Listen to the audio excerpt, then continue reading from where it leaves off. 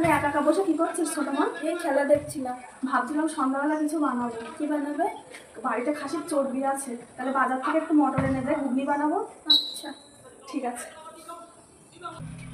মা, এই নাও মটর নিয়ে চলে এসেছি। চলো তাহলে দেরি না করে রান্নাঘরে যাই। ও মা, আজ আর মটরটা ভিজিয়ে রাখলে না? মটরটা ভিজিয়ে রাখলে মটরের গায়ে জং ধরে যাবে না, তাই একবারে সেদ্ধ করতে বসিয়ে দিলাম। ঘুগনির মটরটা প্রায় সেদ্ধ হয়ে এসছে, কড়াইতে তেল বসিয়ে লবণ হলুদ দিয়ে আলুগুলো ভাজা করে তুলে নিলাম। ফোড়নে দিলাম লঙ্কা জিরে, পেঁয়াজ কুচি, রসুন বাটা, সাথে বাটা আদা। মশলার গন্ধে ছোট মা রান্নাঘর তো মাতোয়ারা। টমেটো কুচি, লঙ্কার গুঁড়ো, নুন হলুদের মেলা, সাথে আছে জিরে ধনে, রং বেরঙের খেলা। খেলাধুলার পর্বটা প্রায় মাঝপথে, মশলা কষানো হয়ে গেছে, আলু আর চর্বিটা দিয়ে কষিয়ে নিয়ে সেদ্ধ মটরটা ঢেলে দিলাম। মা, কত জল দিচ্ছ? বুটগুলো যে নাকানি চোবানি খাবে। এটা চিন্তা করিস না, সাঁতার কাটতে জানে। এই দেখ সাঁতার কেটে সব ভেসে উঠেছে।